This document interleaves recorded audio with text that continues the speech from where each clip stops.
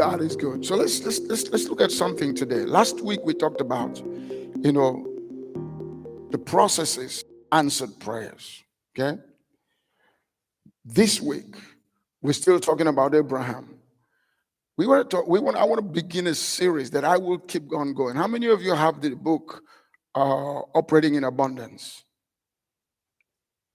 Okay. So how many people in the room have the book Operating in Abundance? Okay, this is a book on abundance. Okay, I see you got it. If you don't have it, you need to get it, because we'll be talking on abundance in the next couple of weeks. We're talking about walking in abundance. Okay, we'll do it for the next month or so by the permission of the pastor. So we're going to do.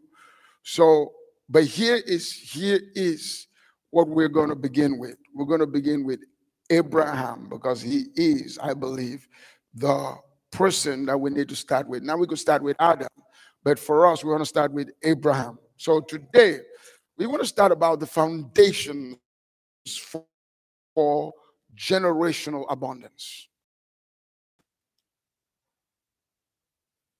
We want to begin by talking about foundations for generational abundance, or we call it foundations for generational providence. I realize that because of the camera, I'm supposed to be on this side, so that they can see me. But if you can't see me, it's okay to just listen to what I have to say.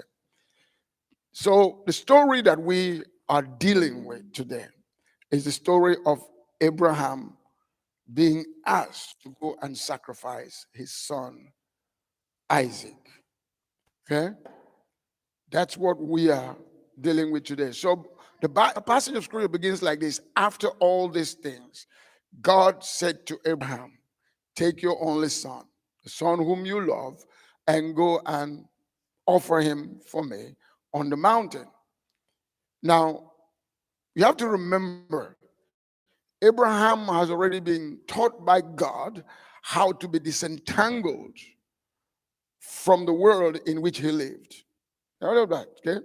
So let's begin with the first aspect. The external disentanglement has to do with Abraham leaving his father, his mother, his family, and going to a land that God had prepared for him. All right? Thing about Abraham is Abraham had to leave where God had birthed him to, a place where he was brought up. God said, leave them, move, disentangle yourself from them, and I will show you a land. Let's begin with, let's start with, there is no possibility of prosperity or of abundance or of engaging divine what? Providence without disentangling with certain things in your life.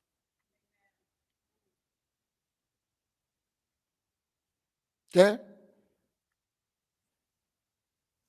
Tell me someone who is a young person who is grown up, who lives in his father's house or her father's house, and is, are you ready for this? Well, and is eating their food, focusing on them, taking care of them. Show me someone who is in that context who actually prospers. It's part of the, that is known as one of the bases for lack of prosperity. Okay, I'll help you with this. So, if a man is going to build a life, he must disentangle from his father and his mother.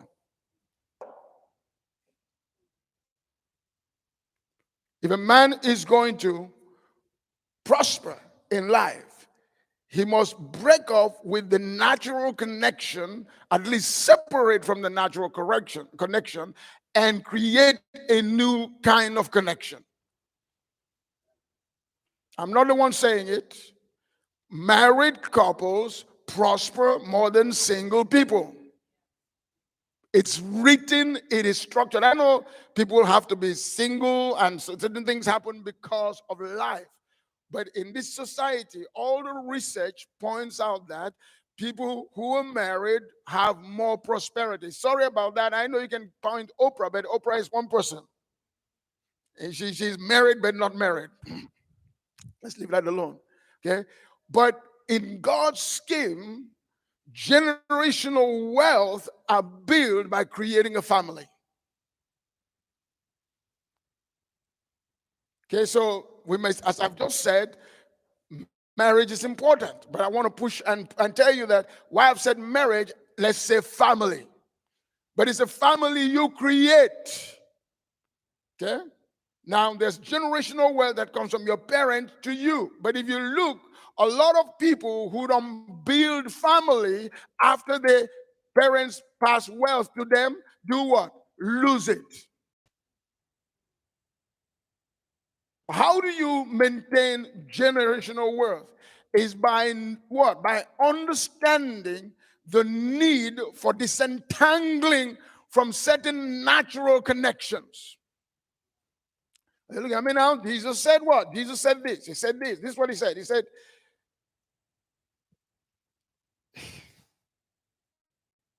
except you do what? You leave your father, mother, and he went down the road. Anyone who loves father, mother, brother, sister more than me cannot inherit the kingdom. And so Peter says, well, look at us. Or is it Thomas? We've left everything and followed you. What shall we get? He says, look, anyone who has left father, mother, house, that will do what? Will get what? How many percent? 100-fold. And not just that, they will inherit the kingdom. So there are certain things in your life that you are entangled with that will not allow you to enter into real prosperity. We're going to list some of them. We're going to talk about some of them as we proceed.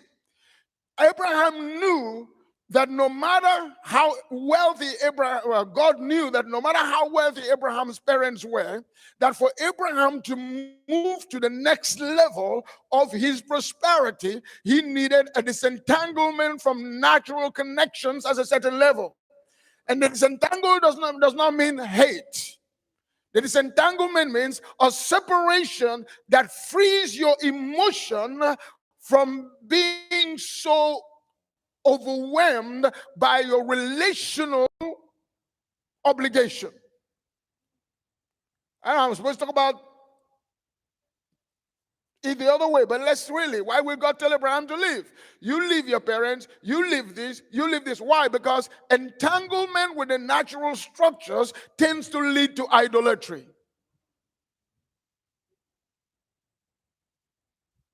Or is that too hard for you? We're going to talk about the kind of relational structure that actually allows for this. The kind of relationship that Abraham had with his parents was a relationship based on idolatry. In fact, it was so bad that when God told Abraham to leave, the father followed him. And it ended up costing Abraham to stay in Haran for many years and wasted the years that he could have been in the promised land. So Abraham probably spent 15, 20 years in Haran. And God had to come and tell him again, it's time for you to leave.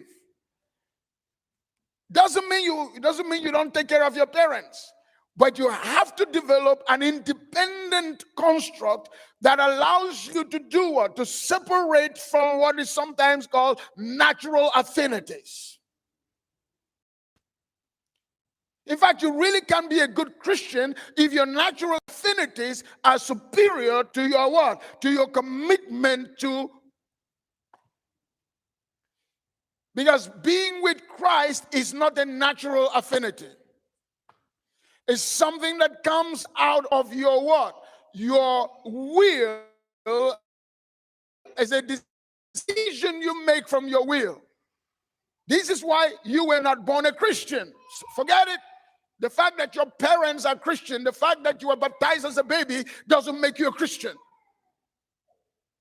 Christianity is the one religion that you're not born into. We've turned it into that. Yeah, you may be born into an atmosphere of Christianity, but this is the one religion where it is your decision, your will that makes you a believer. And until you decide that, you're not a Christian. You're just somebody in the context and environment of Christianity or whatever you may call it, a cultural norm of religiosity. Remember, Abraham was a priest. In his homeland, his parents were priests. God said, you live, you move, you go. Certain affinities that we have naturally is a recipe for poverty and disaster.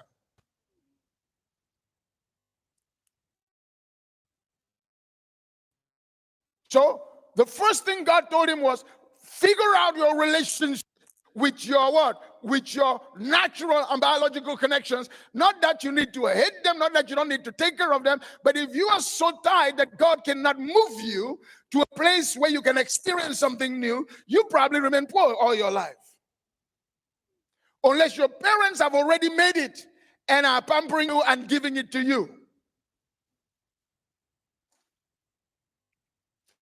The more I study, I realize how many parents discourage their children from doing what they did that actually got them wealthy.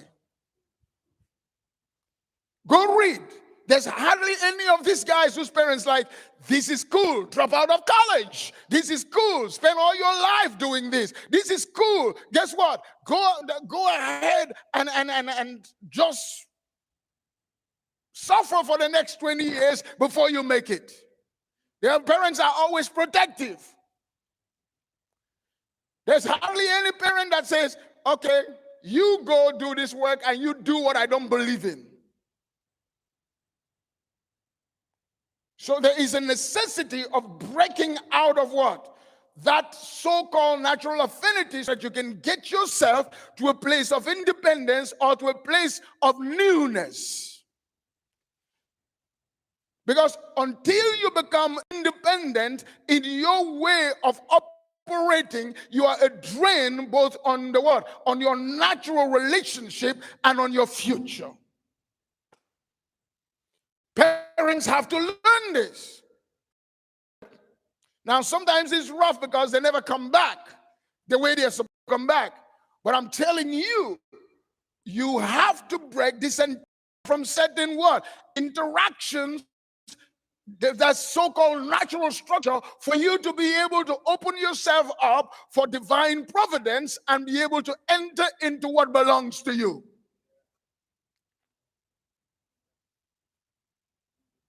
You see, I'm messing with you because you're like, this sounds like you're attacking families. No, I'm not. God said to Abraham, get out, get out, get out, go to a land that I will show you. But he took his father and got stuck. He got stuck in a halfway house.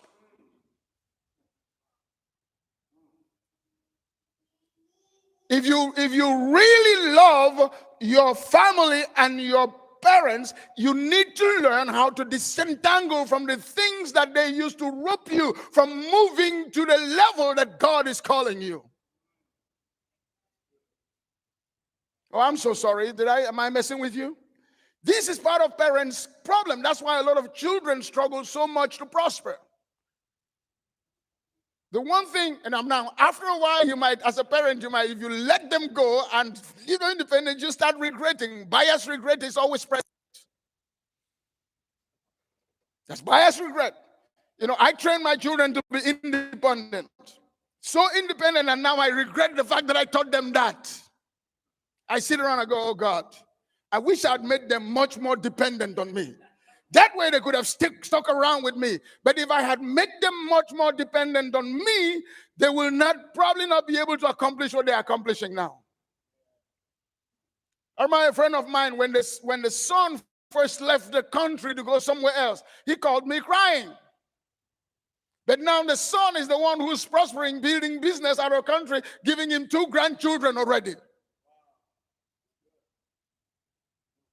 So we have to balance that out. I'm just saying that, not that you should stop being close to your family, but you have to learn how to disentangle from the things that cause you not to move forward. Not disentangle from the person. These are mostly ideas that actually hold you back.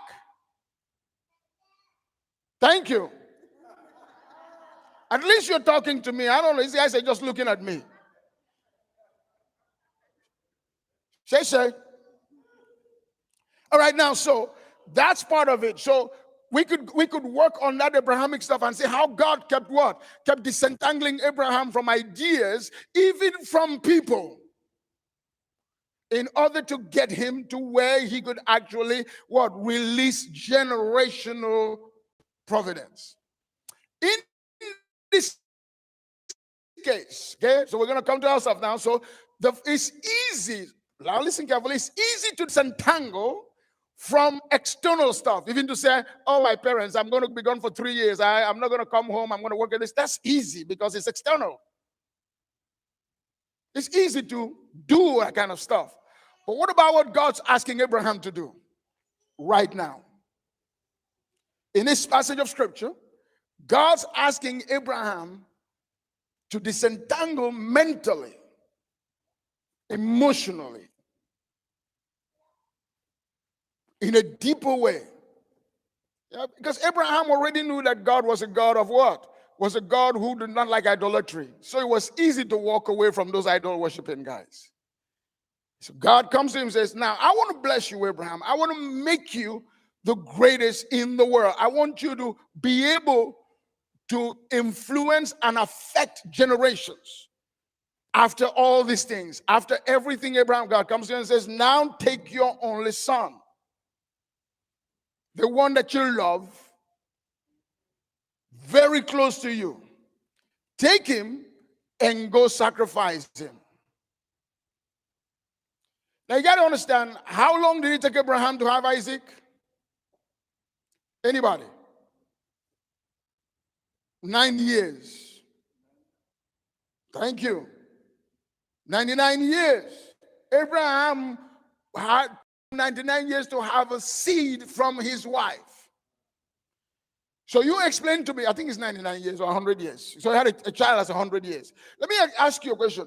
What kind of emotion do you think is connected with somebody who went 99 years looking for a child?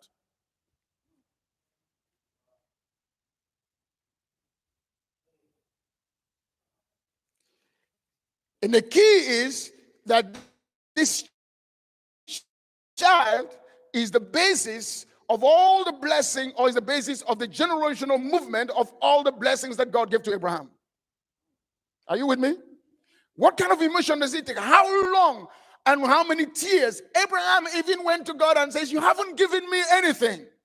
In spite of all the money, in spite of all the gold that God had given Abraham, God can say, you haven't given me anything. And God's like, what about all of it? He said, no. You have not given me a seed. That means you haven't given me anything. So God gives the seed, and Abraham is so tied to this seed. Is so tied to Isaac because he's a child of his old age. God didn't want Ishmael to be the heir. So he knew that Isaac was the only. At this time, Isaac was not a child. Isaac was a teenager. Some people argue that Isaac may have been even about 30 years old when his father up there and said, you're going to be sacrificed to God. Stay with me. So what does Abraham do? Abraham has to disentangle his emotion. Please don't get offended. Has to disentangle his emotion from his wife. Just think about it.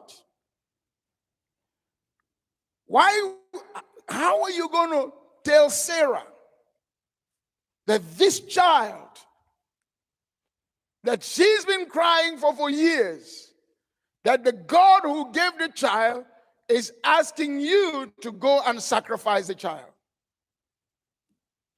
What inner structures does it take for someone to be able to do that?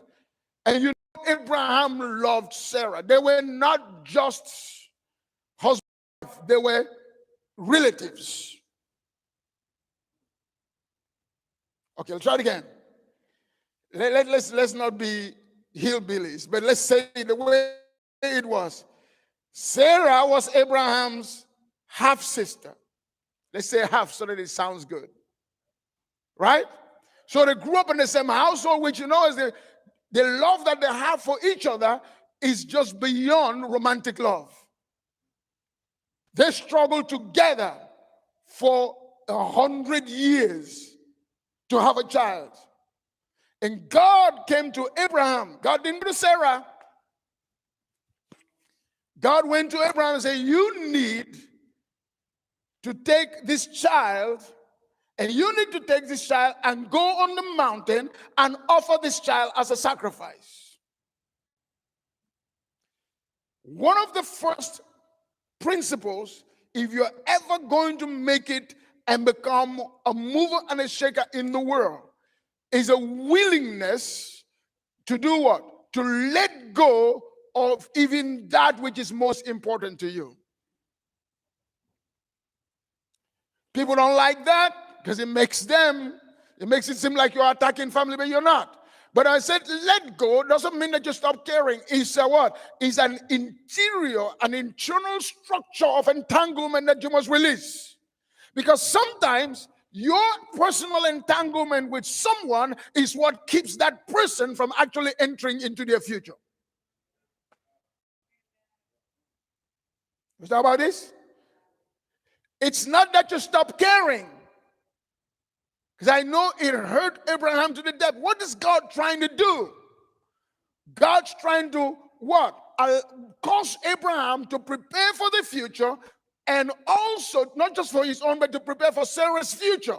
Because if he's entangled with Sarah, he will not step into it. He's so entangled emotionally with Sarah and allow that entanglement to be what? To pull him down. It won't allow him to then open up the place he was trying to open with Isaac. I know Abraham didn't even know what God was doing. We don't know what God's doing. But sometimes God will ask you for things that seem to go completely contrary to what you think should be the right stuff. Kierkegaard, one of the Western philosophers, wrote about the faith of Abraham. So what is God asking you to what? To disentangle emotionally from? I just said parents, and I said relational structures that keeps you from opening up the future for everybody else. So remember, I'm not telling you to leave your wife, I'm not telling you to leave your husband. I'm saying that there is an emotional entanglement that keeps the other people in bondage, the other person in bondage to you, but also keeps both of you from being able to open up a future that belongs to the generations. Are you okay? So don't misunderstand me. So watch this. God says, God doesn't tell him to tell Sarah, but the child belongs to him and Sarah. Because this test is about the future. It's not about the present. It's not about the past. It's about the future. And the only way to open up the future provisionally is to be willing to do what? To suffer the pain of temporary, listen to carefully, temporary disentanglement for the purpose of opening the future. It's always temporal. If you understand that anything that God asks you, are you with me? Okay, let's go home then. You're not with me. If you understand that anything that God asks you is always, there's nothing that God's ever going to ask you that's going to be everlasting. Not in this world. Anything God asks you to release, anything God asks you to give up, is always marked by temporality. The problem you have, and you and I have, is that every time God asks us to release something, we think it's forever. We view it as God trying to permanently remove us from our position, rather than look at it as a what? A transition, a transitional process that is ushered in by the temporal removal of what we have for now.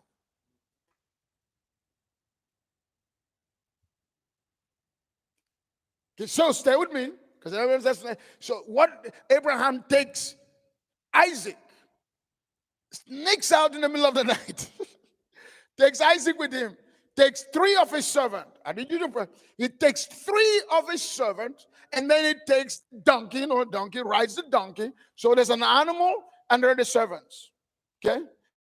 You have to understand, in those days, your servants were your protectors. Are you okay? So not only did he leave his wife at home, he did what? He came at the bottom of the hill and he left the servants.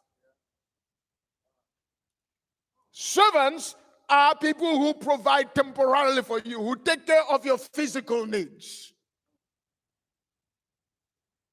He stayed right there, told them to stay right there. Left the what? Left the servants and the donkeys at the bottom. 2 things that matter. The servants were people who serve him for his temporal needs. How is he going to take care of the stuff if he goes up on the mountain and something happens? Who's going to help defend him? So he strips himself of what is considered a natural protection.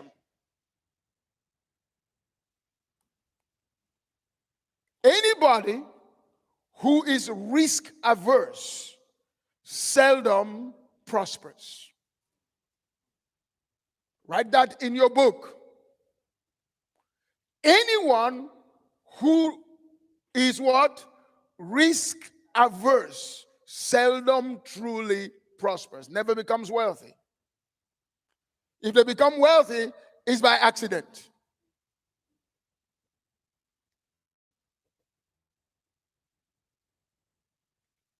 Again, remember, the temporal service of the servants and the jack. We call them Jackie at home. The donkey. Okay? The temporal service of those things are awesome. But now, Abraham being a king, his servant should have been carrying the firewood, carrying the what? The fire, carrying whatever it is that was going to be used for the sacrifice, but he left them down, and he himself carried the fire and carried the knife. I know this because that's our culture. When we go for sacrifice, the young people carry the knife and they carry the fire and they carry the stool and they carry the wood. So Abraham put it on his children, on his son. Put the wood on his son. Okay? Can you imagine? This is your only son. If I had only one son and I was that wealthy, I wouldn't even let him carry probably won't let him carry a matches just in case it gets burnt. I know you guys from me. But you protect that thing you've got. God said to Abraham, you're going alone. So he left them, took his son, took the fire, took the knife, and put the wood on his son. And they both walked up. This is a story because it's important. They both walked up the what? The mountain. Abraham threw out that stuff, realizing I've just disentangled myself. My wife is probably running crazy, not knowing where I'm going with our son. My servants are thinking I'm crazy because I've left them down on the mountain. They're wondering, what is this old man planning? What if he gets attacked by lions up on there? What is he doing with all this stuff? Then, now he's traveling with his son, and his son is suspecting something, and his son is going, hey, father, yes, my son. We're going to go up to make a sacrifice, right? Look at the burden of your son trying to get you to tell him that he is the sacrifice. So he's having this conversation with the father. Father, I know we're going to make a sacrifice, but this doesn't make any sense. You've got the fire, you've got the knife, I've got the wood. Where is the lamb? I need you to think this through. Because Abraham is caught between what? Became the rock and a hard place. It's caught between Skylar and Charybdis. All right? He's caught between, and he's going, do I tell him? Don't I tell him? And God's like, shut up, don't say anything.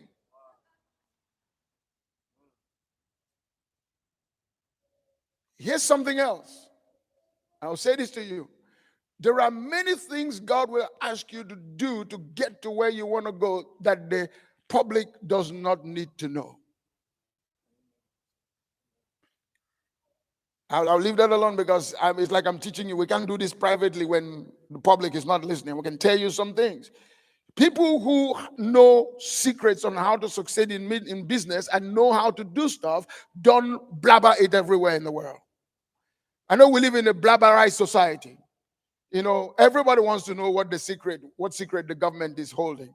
They want to know when the government is going to attack Iran, Iraq. They want to know. The government needs to tell them because they are just such keepers of secret that when the government tells them, they will never tell anybody.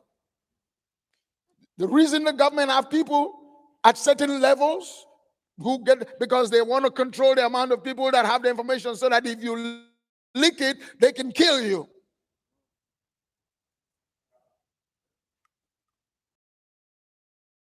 Who are prosperous have people who have the secret of the company.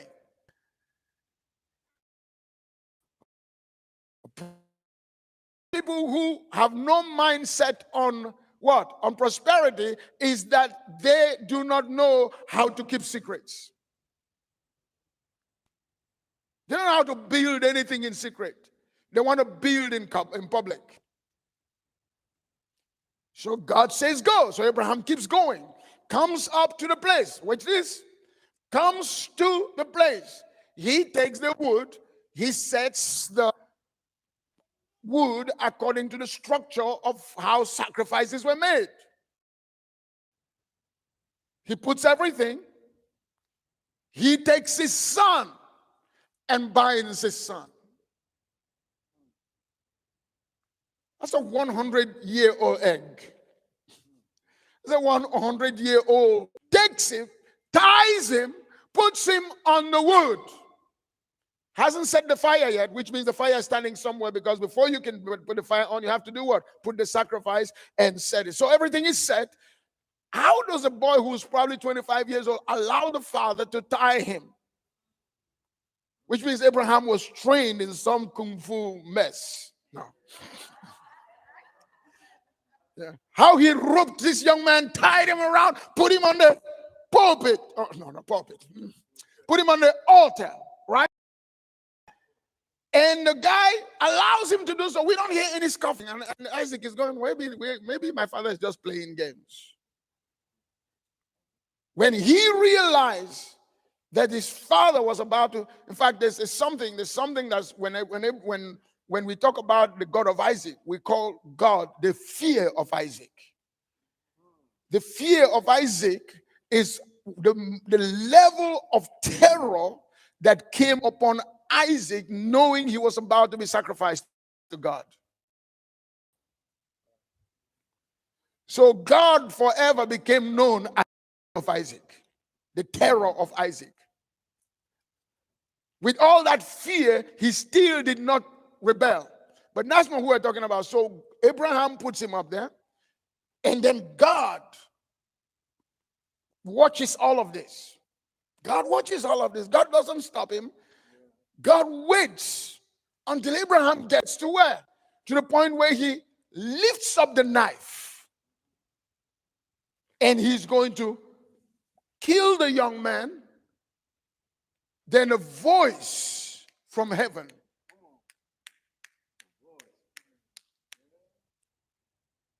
In the beginning, God called him once. In this act, God calls him twice. Okay, try it again. So in other words, God's intention was never for Isaac to be killed. God's intention was to see if Abraham was willing to give up everything, including his own life, in order to allow God to do what God was going to do. So let's look at it. So moving to a level of providence and provision, there has to be willingness to let go of all. It wasn't there was no killing of Isaac. And so when he raised the sword, God calls Abraham, don't touch the child.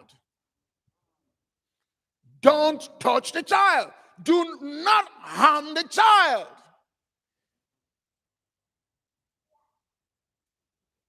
This is what you do. So he says, now I know that your heart is in the right place. Do you know your problem? Your problem is not in sacrifice. Your problem is in willingness.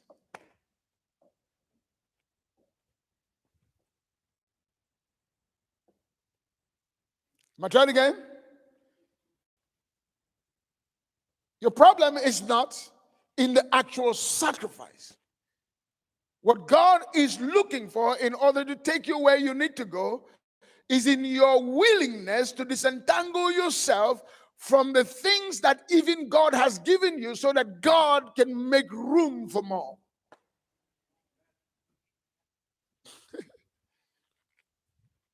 What was it that Isaac was occupying? What place was he occupying? Isaac was occupying a place in Abraham's life that if Abraham was not willing to give up everything in his life, Isaac should have been an idol.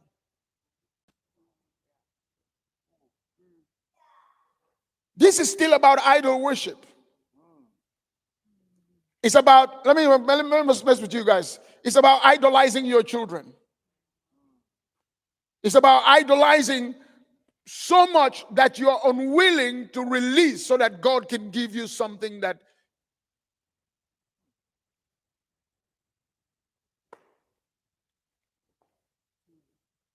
It's a hard place to be. We don't like preaching this kind of message because it calls us to actually take seriously what we say. Yeah, like you're, oh God, I'll do anything. I'll go anywhere. I'll sacrifice anything. Just let me know what it is. And then God comes and says, I need you to give me this. Not that, Lord. Maybe this one. I know you're not that different from me. It sounds good when you're telling God what you're going to do. All those years you were telling God, just ask me anything. Lord, I will do anything. I will go anywhere. If you bless me, I'll give you 100% of my tithe.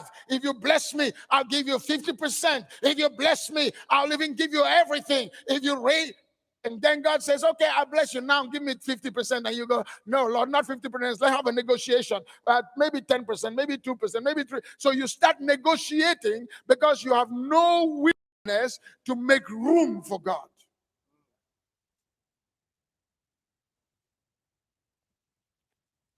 So how do you make room for God?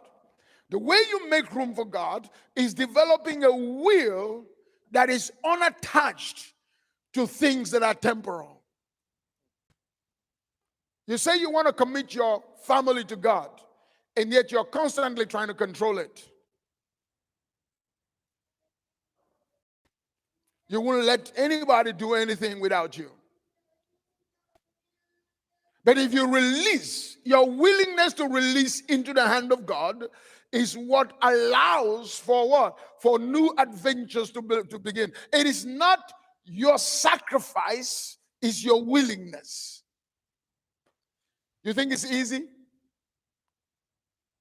Being willing to sacrifice is not easy. Being willing to let go is not easy. Actually, it's easier out of anger to kill something and say, I've made a sacrifice to God, or out of fanaticism to sacrifice something to God. I just let it go. That's not the point. The will is not involved in it. What's God doing? So the best place, the first place to start to begin to build or what? A generational structure of movement of provision is to work on your will. What are you willing to do?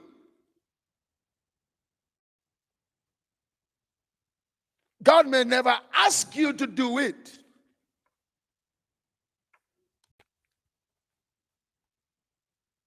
In fact, God, I tell you, most of the stuff that you're willing to do, God will never ask you to do. But here's the thing. I just said that, right? The problem is you're not willing to do anything. You're only willing to do that which makes you comfortable. Isn't it? If you are only willing to do what makes you comfortable, then you cannot prosper the way that Abraham prospered. Everything that God asked Abraham to do was to be at least be willing to move beyond his comfort zone. You're too comfortable with your mode of life. That's why you're stuck. You will sacrifice your future for the purpose of having a temporal enjoyment. You're unwilling to do what? To sacrifice what is temporal. What God is asking you that is temporal. Remember, everything God asks you to sacrifice, He asked for it temporarily. I'm done. And Jesus said what? Jesus said, whoever comes after me must take up his cross. Not just that, but He says, whoever tries to save their life will lose it. So that's what we're talking about. Disentangling yourself from what you think is so important. It's money. For some of you, it's fame. For some of you, it's things that you think other people should be doing for you. This disentangling is serious. I'll read that passage again. Whosoever leaves father, mother, houses, dada. I just said something about temporality, right? Temporality. Did you just see that that's what Jesus said? If you let go of house, if you let go of mother, He said, temporarily, you will lose it, but it's only temporal. So He says, not only will you get it back, you will get it 100%. So if you're losing stuff, okay, and it seems permanent, it's because you didn't lose it to God or for God. When you lose things for yourself, they don't come back. The only way your loss is temporal is when it is a loss or a sacrifice or a release that is put inside of God. Do you want to prosper? Do you want to flow in provision and providence? You must understand in your head, in this brain of yours, that giving to God, releasing to God, is always temporal in this world and in the world to come. There's nothing you give to God or you release unto God. In fact, a lot of the stuff that God's asking you for, or that God's asking you to be ready to do, He's never going to ask you to give it, really. The issue is about, are you willing to release it? Or are you so entangled that it becomes a war between you and God? So God says, give it to me. You refuse to give it to God, and you're fighting with God. You occupy yourself with temporality, which becomes detrimental to you. You release it. You also occupy yourself to temporality, which opens up a future for you. Do you want your temporal loss to create a future? Or do you want to hold it to temporal and shut out the future? Let's pray. Thank you for joining us for today's message. We pray you've been blessed by it. For more from Dr. O, please go to www.activate.com.